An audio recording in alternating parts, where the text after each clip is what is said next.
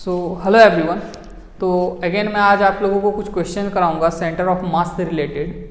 तो ये क्वेश्चन है आपका, uniform disc of radius r is put over another uniform disc of radius 2r of same thickness and density, the peripheries of the two disc touch each other, locate the centre of mass of the system. मतलब ये है कि एक uniform disc of radius r is put over another uniform disc of radius 2r। मतलब एक आपका कुछ ऐसा है, ये आपका एक यूनिफॉर्म डिस्क है जिसका रेडियस क्या है 2r है। इसका रेडियस आपका दे दिया है 2r, ठीक है। और इसमें क्या किया गया है, इसके जस्ट ऊपर आपका uniform disc of radius r, मतलब एक रेडियस r का डिस्क है, रेडियस r का डिस्क ऐसे रखा गया है, ओके। तो ये uniform disc of radius 2r है और इसी के ऊपर, इसी रेडियस 2r का जो डिस्क है, इसी के ऊपर एक रेडियस r वाला डिस्क इसके ऊपर रखा गया है। और ये दोनों का जो थिकनेस है सेम है और डेंसिटी सेम है। बड़ा डिस्क का और छोटा डिस्क का जो आपका थिकनेस और डेंसिटी सेम है, ओके।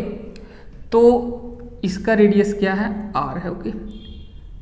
तो आपको बताना है कि सेंटर ऑफ मास इस सिस्टम का कहाँ होगा। तो सपोज मैं इसे ओरिजिन मान लेता हूँ 0,0, ये बड़े वाले रेडियस का सेंटर को, ठीक है।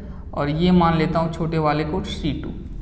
अब देखो इसमें क्या है कि ये दोनों का मटेरियल क्या है, मतलब ये दोनों जो आपका दोनों डिस्क है उसका डेंसिटी सेम है, थिकनेस सेम है।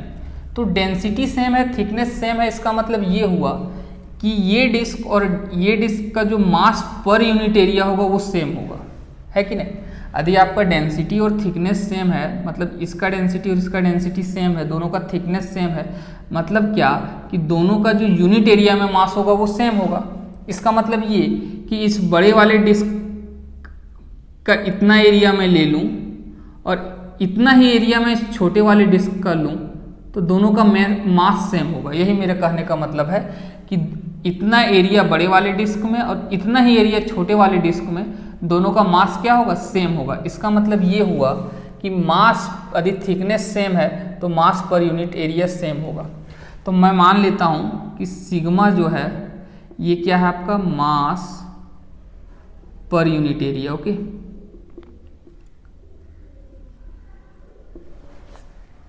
और बड़े वाले का मास मैं m1 मान लेता हूं और छोटे वाले का m2। अब देखो अब क्या है कि मैं इसे ऐसे रिप्लेस कर सकता हूं कि बड़ा वाला मास कहाँ पे कंसंट्रेटेड है, C1 पे। बड़ा वाला जो मास है अपने सेंटर ऑफ मास पे कंसंट्रेटेड है, मतलब मैं मान सकता हूं कि ये C1 है और यहाँ सारा का सारा मास जो है बड़े वाले डिस्क का वो कंसंट्रेटेड है। तो इसका कोऑर्डिनेट आपका 0, 0 मैंने एज्यूम कर लिया है। और जो छोटा वाला है इसका मास कहाँ कंसंट्रेटेड होगा, इसका जहाँ सेंटर ऑफ मास है C2 पे। तो जस्ट मैं क्या कर रहा हूँ, ये दोनों डिस्क को एज अ पॉइंट मास में रिप्लेस कर दे रहा हूँ, ठीक है।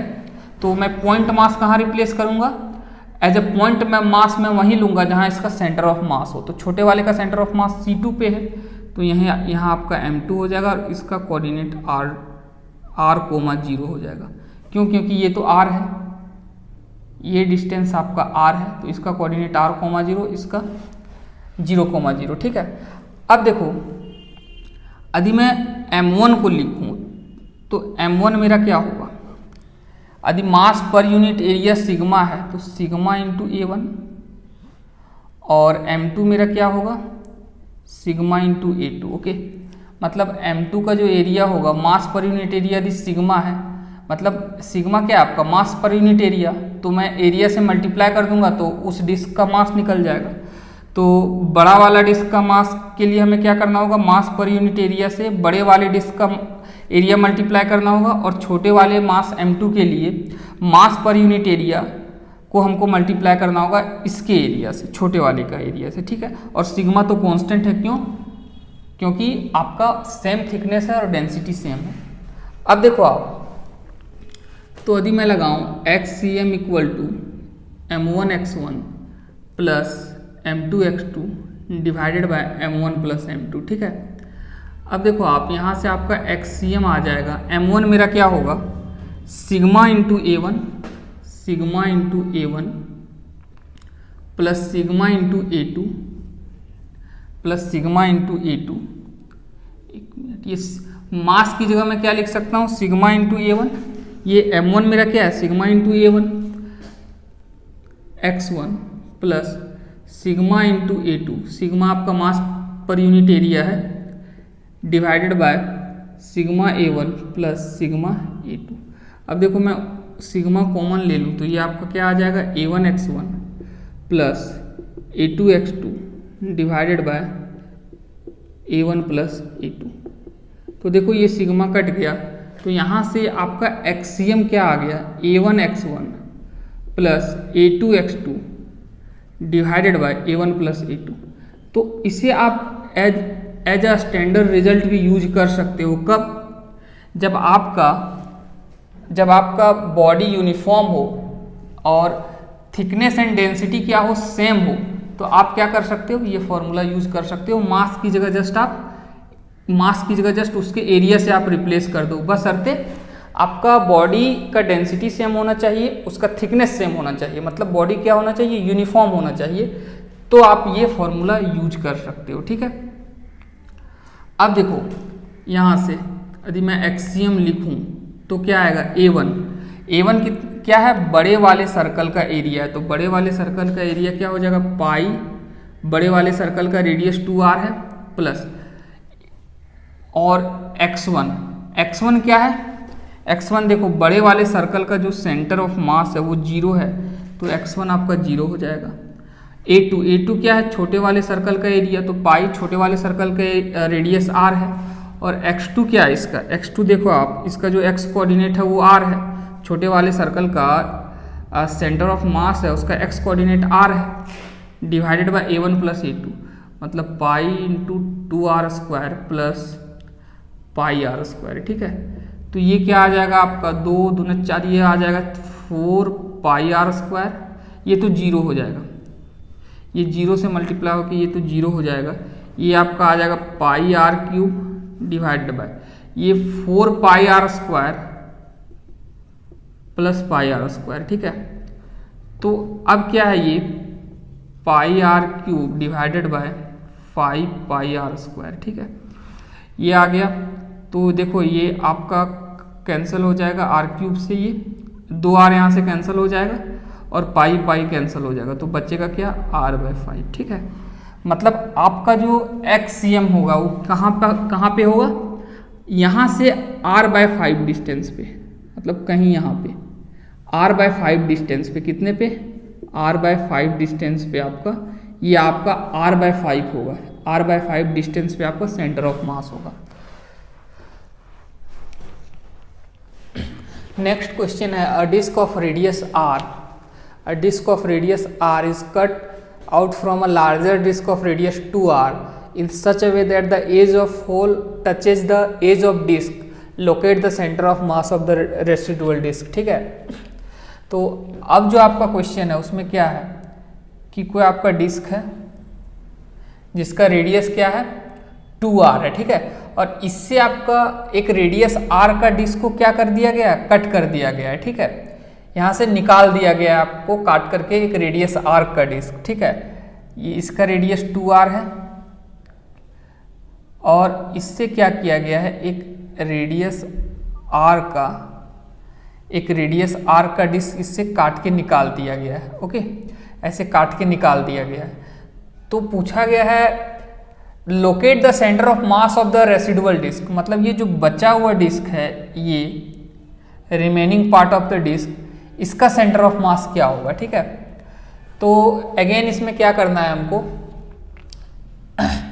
तो जो डिस्क को हटाया गया है और जो डिस्क बचा हुआ है दोनों सेम मटेरियल का है, क्योंकि इसी डिस्क से इसको हटाया गया है, मतलब जिस डिस्क को यहाँ से निकाला गया उसका थिकनेस और डेंसिटी सेम होगा इसी डिस्क का, ठीक है। तो मतलब दोनों डिस्क का आपका क्या है, जो निकाला गया और जो बचा है, दोनों डिस्क का डेंसिटी सेम है और इसका थिकनेस भी सेम होगा। तो मैं इसमें क्या लगा सकता हूँ, मैं डायरेक्ट लगा सकता हूँ आपका जो सेंटर ऑफ मास होगा, इसका मैंने आपको क्या बताया था रिजल्ट, यदि आपका थिकनेस सेम हो और डेंसिटी सेम हो तो एरिया के टर्म में मैंने आपको बताया था कि ये रिजल्ट होता है, ठीक है। बट यहाँ क्या हुआ है, यहाँ पे क्या हुआ है, आपका एरिया या मास रिमूव किया गया है। तो आपको ध्यान ये रखना होगा कि जो पार्ट रिमूव किया गया है उसके कोरस्पॉन्डिंग जो आपका यहाँ एरिया होगा उसमें हम लोग क्या करेंगे, नेगेटिव साइन लेंगे। मतलब ये कि आपको बस ध्यान रखना है कि नेगेटिव साइन आपको लेना है विथ रिमूव्ड एरिया और मास, ठीक है। जो एरिया या मास को रिमूव किया गया उसके साथ जस्ट आपको नेगेटिव साइन लेना है। तो अब क्या करना है, इसका एरिया बड़े वाले का एरिया A2 और जो निकाला गया है मास उसका एरिया A2, ठीक है। तो ये C1 है, इसका सेंटर C2 मान लेते हैं। और तो ये जो बड़ा वाला डिस्क है इसका मास कहाँ पे कंसंट्रेटेड होगा, इसके सेंटर ऑफ मास पे। मतलब ये आपका सपोज C1 है तो यहाँ आपका क्या है, मास आपका सारा मास यहाँ पे होगा, तो मास को जस्ट आपको एरिया से रिप्लेस कर देना है। तो ठीक है, तो यहाँ A1 हो गया और ये C2 है, तो यहाँ ये छोटे वाले का मास कंसंट्रेटेड होगा, ओके। तो जस्ट मास को रिप्लेस कर देना है एरिया से। इसका कोऑर्डिनेट आपका क्या हो गया 0,0, इसका कोऑर्डिनेट आपका हो गया 0,r, ठीक है। ये रेडियस आपका r है, ये आपका इधर x एक्सिस है और इधर आपका क्या है y एक्सिस है, ठीक है। तो इसका कोऑर्डिनेट C2 का क्या हो जाएगा, C2 का कोऑर्डिनेट हो जाएगा आपका, ये C2 का कोऑर्डिनेट r,0 होगा, ठीक है। r,0 ये r है और इसका y कोऑर्डिनेट 0 होगा। अब जस्ट आपको क्या करना है, यहाँ पे जो फॉर्मूला मैं यूज करूँगा वो करूँगा XCM इक्वल टू A1x1, और सिंस A2 को निकाला गया है, रिमूव किया गया है, तो जस्ट इसके साथ आपको जहाँ भी A2 दिखे वहाँ नेगेटिव साइन आप यूज कर लो, A1 माइनस A2, ठीक है। यहाँ भी A2 है तो यहाँ नेगेटिव हो जाएगा, ठीक है। तो अब देखो आप A1, तो बड़े वाले का एरिया आपका होगा पाई, रेडियस 2r है और इसका x कोऑर्डिनेट 0 होगा। A1 के करस्पॉन्डिंग जो x कोऑर्डिनेट है वो 0 है। उसके बाद माइनस A2, छोटे वाले का एरिया πr² और इसका जो x कोऑर्डिनेट है वो r है, ठीक है।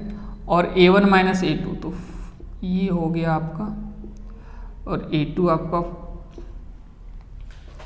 πr², तो ये 0 हो जाएगा, minus πr² into r divided by ये क्या हो जाएगा 4πr² माइनस πr², ठीक है।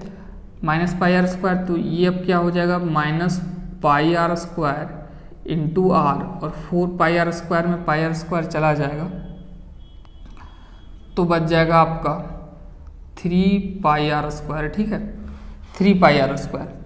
अब देखो ये पाई कैंसिल, एक r² कैंसिल, तो ये -r/3। -r/3 का मतलब ये है कि आपको जो सेंटर ऑफ मास होगा ये आपका ओरिजिन है, तो यहाँ से लेफ्ट की ओर r/3 डिस्टेंस पे, ठीक है। तो यहाँ कहीं होगा जिसका कोऑर्डिनेट -r/3, 0 होगा, तो ये आपका सेंटर ऑफ मास होगा। आपका नेक्स्ट क्वेश्चन है, a uniform rectangular thin sheet ABCD of mass m and length a and breadth b as shown in the figure. If the shaded portion HBGO is cut off, the coordinate of the center of mass of the remaining portion will be. मतलब आपका एक uniform rectangular thin sheet है, उससे क्या किया गया है, एक पोर्शन जो है HBGO इसे क्या किया गया है, रिमूव कर दिया गया, okay. The coordinate of the centre of mass of the remaining portion, तो ये जो आपका रिमेनिंग पोर्शन बचेगा इसका सेंटर ऑफ मास क्या होगा। देखो तो ये जो पॉइंट है आपका A/2 और B/2 है, ये क्या है, ये आपका A है, ये B है, तो ये A/2 B/2 मतलब ये बिल्कुल आपका क्या है, मिडिल पॉइंट है इसका, ओके। तो अब मैं क्या बोल रहा हूं कि इसका ये देखो आपका यूनिफॉर्म रेक्टेंगुलर थिन शीट है, तो मैं क्या कर सकता हूं, मैं यदि यूनिफॉर्म रेक्टेंगुलर शीट है मतलब इसका डेंसिटी और थिकनेस क्या है, सेम है हर जगह, तो मैं ये फॉर्मूला लगा सकता हूं एक्सीएम equal to A1x1 minus A2, ये रिमूव किया गया है, मान लेता हूँ कि जो रिमूव किया गया है उसका एरिया A2 है और बड़े वाले का एरिया A1 है, ठीक है। तो ये क्या हो जाएगा A2x2, क्योंकि रिमूव किया गया है A1 माइनस A2, ठीक है। अब देखो, अब मैं क्या करता हूँ, बड़े वाले का एरिया A मान लेता हूँ, ये जो बड़ा वाला सीट है उसका एरिया A मान लेता हूँ, और तो छोटे वाले का एरिया क्या होगा 1/4। देखो ये क्या होगा, जो बड़ा वाला एरिया है उसका 1/4 निकाला जा रहा है, ओके। तो A2 मेरा A/4 हो जाएगा, आप देख सकते हो ये 1/4 है पूरे का। अब मैं क्या करता हूँ, देखो इसका कोऑर्डिनेट क्या है, बड़े वाले जो आपका बड़ा वाला जो सीट है उसका centre of mass A/2 B/2 पे होगा, और उसी तरह जिसे रिमूव किया जा रहा है इसका सेंटर ऑफ मास कहाँ होगा, कहीं यहाँ मिडिल पे एकदम होगा, ओके। तो ये क्या होगा, देखो ये A/2 है और ये कितना होगा A/4 होगा, ये आपका A/2 है इतना, और ये कितना A/2 का आधा A/4 है, ठीक है। तो A/2 प्लस A/4 आपका कितना हो जाएगा, A/2 प्लस A/4, ये आपका हो जाएगा 4, 2A plus A equal to 3A/4 हो जाएगा, ओके। तो इसका ये क्या हो जाएगा 3A/4, और उसी तरह इसका y कोऑर्डिनेट क्या हो जाएगा 3B/4, ओके। ये b और ये इतना B/4, ये b और इसका आधा B/4, ये B/2 और ये B/4, तो ये क्या हो जाएगा 3B/4, और ये A/2 और A/4, ये क्या हो जाएगा 3A/4, ओके। अब देखो, अब मैं क्या कर रहा हूँ, अब ये फॉर्मूला अप्लाई कर रहा हूँ, तो देखो XCM क्या होगा मेरा, A1 मेरा क्या है A, x1 क्या है मेरा A/2, बड़े वाले का जो सेंटर ऑफ मास का x कोऑर्डिनेट है वो A/2 है, A2 मेरा क्या है, A2 मेरा A/4 है, छोटे वाले का एरिया A/4, इसका सेंटर ऑफ मास का x कोऑर्डिनेट 3A/4, ठीक है। और ये क्या हो गया मेरा A1 माइनस A2, मतलब A माइनस A/4। अब मैं क्या कर रहा हूँ, ऊपर से A और A ये कॉमन ले लेता हूँ, यहाँ A है, ये भी A और A है, ये कॉमन ले लिया हूँ मैं, तो 1/2 माइनस ये क्या हो जाएगा 3/16, ओके, डिवाइडेड बाई ये क्या हो जाएगा, मैं A इससे कॉमन ले लेता हूँ, तो ये हो जाएगा 3/4 हो जाएगा ये, ठीक है। अब मैं क्या करता हूँ, ये A कैंसिल हो जाएगा, तो यहाँ से A ये 16, ये हो जाएगा 2 8 जा 16, ये 3, ठीक है, डिवाइडेड बाई 3/4, तो ये मेरा आ जाएगा A इंटू 5/16 डिवाइडेड बाई 3/4, ये 4 जा 16, और ये यहाँ आ जाएगा, तो ये 5A/12 हो गया, ओके। ये मेरा क्या आ गया XCM, ठीक है। तो YCM मेरा क्या होगा, देखो YCM के लिए क्या करना होगा, बस x1 की जगह y1 हो जाएगा, x2 की जगह y2 हो जाएगा। तो देखो आप, तो y1 क्या होगा आपका b/2, y1 b/2 होगा, तो A/2 की जगह b/2, और y2 की जगह क्या हो जाएगा, बस a की जगह b हो जाएगा, मतलब 3B/4। तो बस y कोऑर्डिनेट के लिए यहाँ a की जहाँ A/2 है वहाँ b/2 हो जाएगा, जहाँ 3A/4 है वहाँ 3B/4 हो जाएगा। तो जस्ट कैलकुलेशन करने पर वही आएगा, बस 5B/12 हो जाएगा, ये y कोऑर्डिनेट, ओके। तो 5A/12 5B/12, okay. So thank you.